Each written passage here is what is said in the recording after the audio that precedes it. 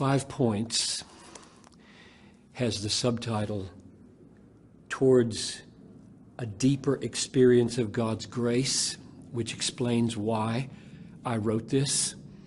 I didn't write it, you can tell by the size of it, it's small, as a definitive defense of Calvinism or Reformed soteriology. I wrote it because in my experience, and the people of my church and hundreds of people that I've known over the years, to understand how God saves us gives us a deeper experience of God's grace. And I think that's why the Bible was written. God is inviting us by revealing so much about how he does saving work into a knowledge of himself and an experience of himself that intends to sweeten our lives and strengthen our lives and put granite where our roots go down deep and drink from the grace of God. So that's the practical aim of this book, is to help us get into the nature of God's heart and God's grace toward us.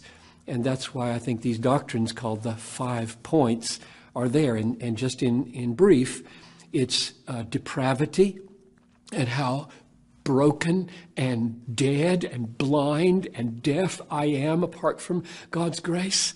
And then the inbreaking of God's irresistible grace in my life, raising me from the dead and giving sight to the eyes of my heart, all according to the fact that he had chosen to do that before the foundation of the world. He didn't scratch his head, wonder who to save, and then respond to me because I was dead. He didn't respond to my deadness. He created my life.